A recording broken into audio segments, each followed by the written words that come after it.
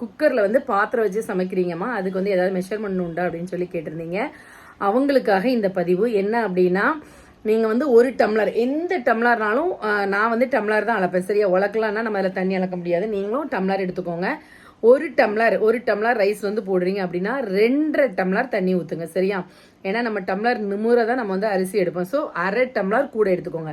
அதே இது 2 டம்ளர் வந்து நீங்கள் வந்து அரிசி வைக்கீங்க அப்படின்னு சொன்னாலும் 2 டம்ளர் அரிசி வச்சுட்டு 1/2 டம்ளர் தண்ணி எப்போவுமே வந்து அதுக்கு கூட வந்து ஆட் பண்ணுங்க சரியா.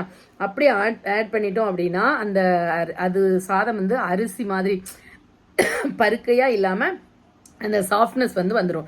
ஸோ 2 டம்ளர் அரிசி வச்சா அதுக்கு வந்து நீங்கள் வந்து 1 டம்ளருக்கு 2 டம்ளர் தண்ணி, அப்போ 2 டம்ளர் வச்சா 4 டம்ளர் ப்ளஸ் 1/2 கிளாஸ் வந்து நான் ஊற்ற சொல்லியிருக்கேன். இந்த ஃபார்மெட்டில் வைங்க.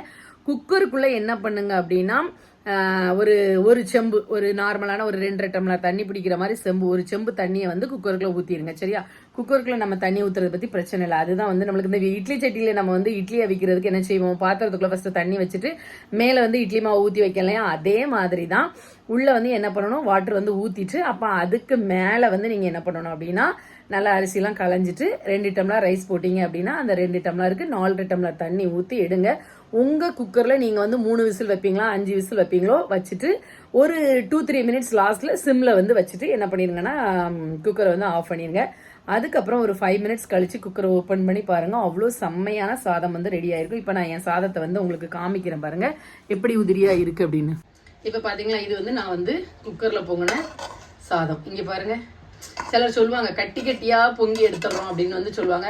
நல்லா ரைஸ் குக்கரில் பொங்கின சாதம் மாதிரி